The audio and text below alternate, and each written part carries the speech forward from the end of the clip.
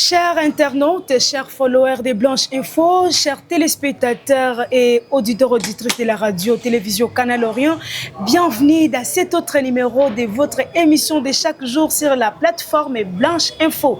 Vous êtes tous informés que quinzaine de la femme rurale a été célébrée dans la province de la Chopo et il y a également les activités qui continuent dans cette province en général et en particulier dans la ville de Kisangani.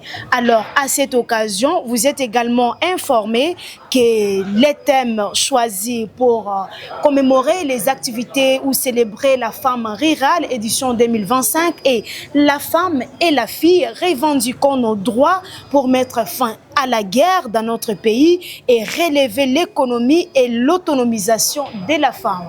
Partant de ces thèmes, nous avons choisi un sous-thème pour vous. Nous allons parler de la femme rurale de la Chopo face aux défis. Alors, pour bien discuter sur ce sujet, nous avons encore invité pour vous une personne spéciale, très spéciale d'ailleurs. C'est qui elle s'appelle Nela Baouma. C'est qui Nela Baouma? Nela Baouma est ingénieure agroéconomiste, chargée du programme au niveau des collectifs des femmes de la Chopo, coordonnatrice des femmes ingénieures agronome du Congo. Avec elle, nous avons discuté à long et à large sur la femme rurale face aux défis. À très bientôt sur ce beau plateau de votre émission Blanche Info. Comme annoncé, voilà la personne que nous avions invitée pour discuter sur la femme rurale de la Chopo face aux défis. Maman Nela Baouma, vous êtes une femme puissante dans cette province de la Chopo, figure connue des femmes agronomes, membre du collectif des femmes de la Chopo. Déjà, en parlant du collectif des femmes de la Chopo, on a toujours attendu par ce collectif, par la collectif. Voilà, les femmes donc un peu partout là, je me demande, c'est quoi les collectifs de femmes de la Chopo? Qu'est-ce que nous pouvons retenir de ça? Merci beaucoup Blanche pour la question posée. Nous sommes collectif des femmes. Le collectif des femmes a pour mission réunir les femmes autour d'une table pour partager questions femmes. Le collectif des femmes réunit les structures ainsi que les associations ou organisations paysannes qui travaillent dans différentes filières. Il y a ceux qui travaillent dans l'agronomie, les autres dans la transformation, les autres dans les commerces, même des personnes ressources qui pourraient renforcer les autres en formation. Le tout, c'est pour aider les femmes d'avoir un espace où ils pourraient parler femmes et chercher comment à relever certains défis et beaucoup plus, pourquoi pas occuper les instances de prise de décision. Alors, comment faire pour intégrer ces collectifs? Pour intégrer les collectifs des femmes, tu dois faire partie d'une association, comme j'avais dit, parce que c'est une plateforme regroupant le structure ainsi que les organisations paysannes. Et tu dois t'adhérer. Jusqu'à présent, comme il y a beaucoup plus de femmes agricultrices, nous ne voulons pas charger les gens à demander à l'argent. Tu viens juste avec les statuts, les règlements d'ordre intérieur et tu fais une note demandant à ce que tu fasses partie des collectifs des femmes. Voilà tout comme condition pour être membre du collectif des femmes. Madame Nela, vous êtes ingénieure, alors vous savez bien les défis auxquels les femmes de la Chopo font face. Quelles sont les réalités quotidiennes des femmes rurales dans la province de la Chopo? Madame Blanche, si il faut parler de défis, il y en a tellement nombreuses. Parce que nous savons bien que les femmes rurales, ils ont d'abord un problème qui est de l'octroi des terres. C'est difficile dans des milieux ruraux donner la chance à une femme d'avoir un terrain. Même prendre sa location, la femme n'a pas d'argent. Il y a encore d'autres choses qui est sur le plan intellectuel. Il y a plusieurs femmes qui sont des analphabètes et ils ne savent pas des cultures, des techniques et méthodes. Ils ont un sérieux problème pour l'octroi des crédits. Avoir les crédits pour les crédits agricoles d'abord au niveau de notre pays, ça n'existe presque pas. Et pour avoir l'accès à ça, ça demande à ce que tu puisses avoir de matériel, avoir des immeubles à donner comme gage. Or, elle n'en a pas. Ils ont de multiples défis et attrait à l'évacuation de leurs produits, à la transformation des produits. Et cela fait que l'économie de la femme rurale ne puisse pas aller de l'avant. Et ils sont bloqués avec la multiplicité des taxes. Est-ce que la femme rurale, en particulier celle de la Chopo, elle est contributive? Si oui, comment elle contribue au développement économique de notre province? D'abord, je commencerai par dire que ce sont les femmes rurales qui constituent le cerveau de notre développement et beaucoup plus dans la province de la Chopo. Parce que les femmes, ce sont elles qui prennent en charge les enfants ces derniers temps, comme nous disent les statistiques. Et nous devons savoir que ce sont les femmes qui sont à plus de 70% dans des petits marchés. partout, que ce soit les marchés pour l'évacuation, que ce soit les marchés pour la transformation, que ce soit des petits marchés au niveau des communes, on ne trouverait que des femmes. Avec l'argent qui contribue à payer les taxes, les impôts et autres choses demandées par les gouvernements, ce qui ferait en sorte que les gens de DGAPT puissent avoir de l'argent et contribuer dans le développement de notre province. Les femmes, ce sont elles qui sont dans toutes les filières qui produisent notre province. Vous allez les retrouver depuis la fourche jusqu'à la fourchette. Si nous disons la fourche, donc depuis au niveau du sol, l'homme n'est fini qu'à délimiter les champs, il coupe les gros arbres, c'est fini. Mais le reste des tâches dans la forêt, c'est la femme. Même lors de l'évacuation, c'est la femme. Mais malheureusement, lors de gestion de cet argent, on ne trouve pas la femme. Certains hommes récupèrent encore cet argent pour trouver encore une femme et pour constituer une main-d'œuvre. Voilà comment les femmes contribuent, parce que sans la femme, on ne saura rien faire dans la province de la Tchopo. Vous l'avez vous-même mentionné, au niveau de la gestion, la femme est un peu écartée. Alors vous, en tant que collectif des femmes de la Tchopo, quelle initiative vous avez mise en place pour autonomiser davantage, sur tous les plans, la femme rurale, en fait qu'après avoir produit, qu'elle soit autonome de gérer elle-même ses propres biens? Je dirais, après ma bord, c'est le renforcement des capacités. Sans renforcement des capacités des femmes dans la gestion, la femme ne saura pas faire autre chose. Nous, nous luttons auprès de nos partenaires, que nous partons chercher comment ils peuvent faire tant soit peu, mobiliser l'argent, notre finance, pour aider ces femmes à savoir comment ne fisquer, mettre la différence entre les revenus du commerce ainsi que les revenus de la maison. Comment gérer leur activité génératrice de revenus. Les éducations financières, ça serait vraiment d'une importance. Pourquoi? Parce que même s'ils partaient chercher de l'argent, mais s'ils n'ont pas de connaissances sur l'éducation financière, ça crée des problèmes. C'est pour cela qu'il y a des femmes, nous avons des mentors, nous avons des coachs au sein des collectifs de femmes qui aident ces femmes rurales. Chaque fois, ils sont à côté d'elles. Dès le début de leur activité, avant même de programmer pour la saison XY. Donc, nous devons commencer par la planification, l'élaboration des plans d'affaires pour permettre à cette femme de savoir qu'est-ce que j'ai fait, est-ce que je trouverai les marchés pour que je ne puisse pas travailler avant. Alors, le collectif a accès à des formations ou des financements pour développer des projets durables? Non, je ne dirais pas que nous avons accès à ces financements. Parce que le collectif, en tant qu'organisation de la société civile, en tant qu'une OGD locale, le gouvernement provincial a droit aussi de donner une somme d'argent, un pourcentage, pour donner ça aux structures paysannes, soit les sociétés civiles, pour renforcer en capacité et travailler au niveau de leur base. Chose qui ne se fait pas. Et dans la province de la Tchopo, on a un sérieux problème de partenaires. À part Enabel, qui est là présente, on n'a pas autre partenaire qui pourrait venir nous aider, surtout dans le cadre du développement rural. Peut-être dans la santé, on citera IPAS et autres. Mais pour ce qui est des développements des femmes rurales, c'est juste Enabel qui prend la tête et travaille. C'est très compliqué, mais nous vivons aussi des cotisations. Hein. Nous vivons aussi des dons et des legs. Nous avons certaines femmes qui occupent aujourd'hui les instances décisionnelles qui viennent des collectifs de femmes. Par moment, ils n'oublient pas. Ils peuvent élaborer pour nous demander de faire un terme de référence. Ce qui sera à mesure de le faire, on appelle. Je tenais à vous dire que le collectif des femmes a plus de 65 structures pour leur renforcer la capacité. C'est vraiment sérieux. Nous prenons juste soit les représentants, soit les personnes qui travaillent dans X filières, ou s'il y a quelqu'un qui vient toquer chez le collectif des femmes, qui a besoin des femmes pour renforcer la capacité, c'est à ce moment-là que nous prenons l'effectif que la personne voudra, parce que ça ne dépend pas de notre agence. C'est vraiment difficile pour nous pour avoir accès à l'information. Cette émission se poursuit, chers followers des Blanches Info. Je rappelle ici que nous sommes avec ingénieur agroéconomiste Nella Baouma qui nous parle de la femme rurale de la Tchopo face aux défis.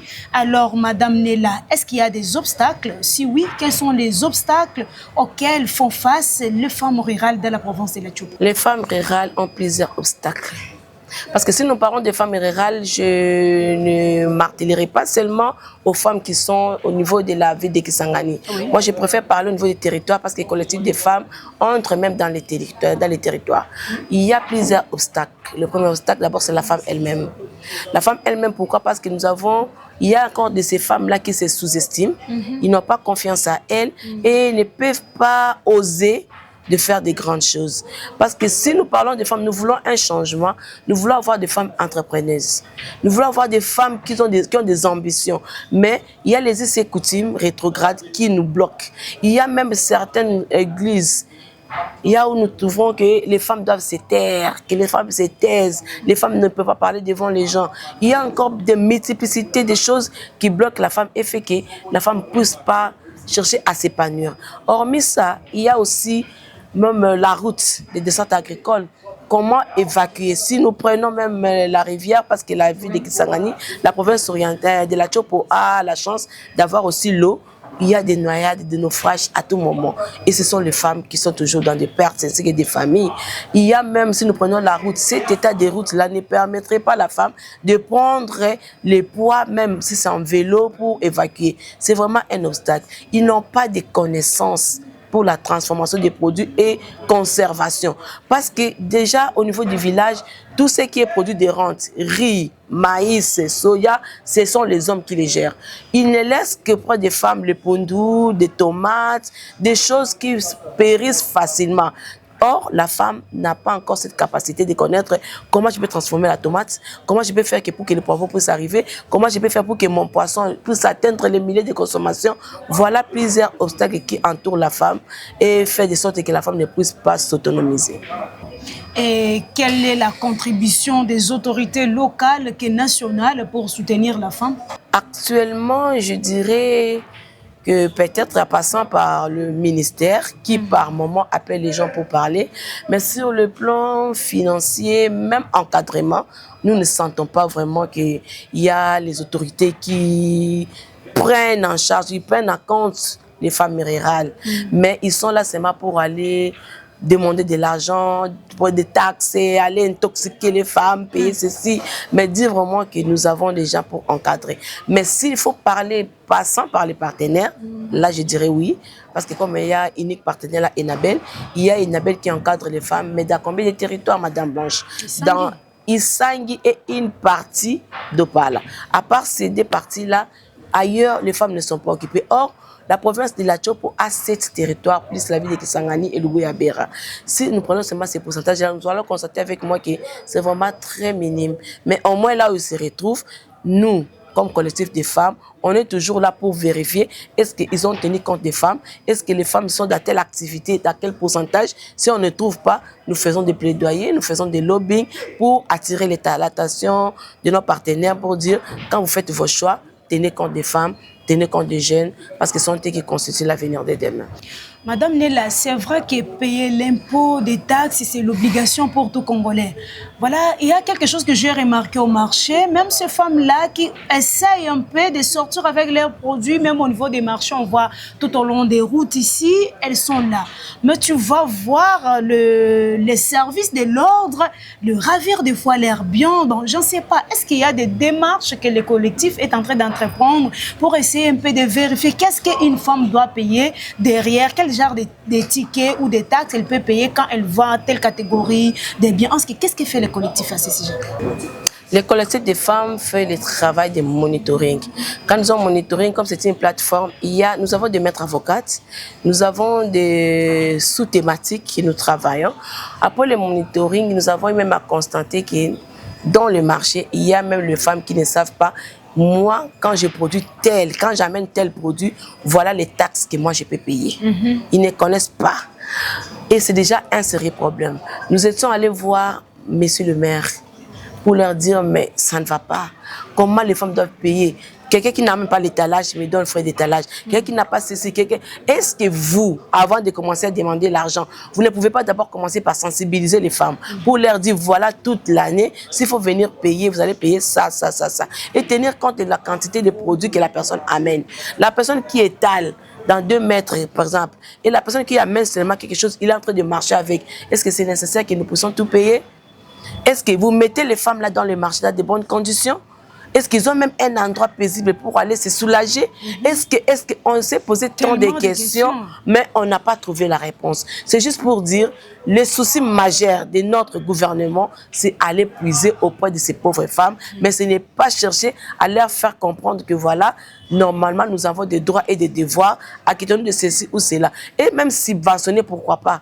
Certaines femmes, la personne de 3e âge, je peux dire, comme elle est de 3e âge, elle cherche pour, dans d'autres pays, on leur casse quelque part, on leur donne à manger. Mais comme elle se recherche, au lieu qu'elle puisse payer, on peut mettre de votre côté, elle ne paiera pas des patentes, elle ne paiera pas ceci. Mais dans notre marché, surtout le marché central, je sens qu'il y a trop de tracasseries. Et une question qui reste derrière, qu'on s'est posée, est-ce que cet argent, ça arrive vraiment au niveau de la caisse publique?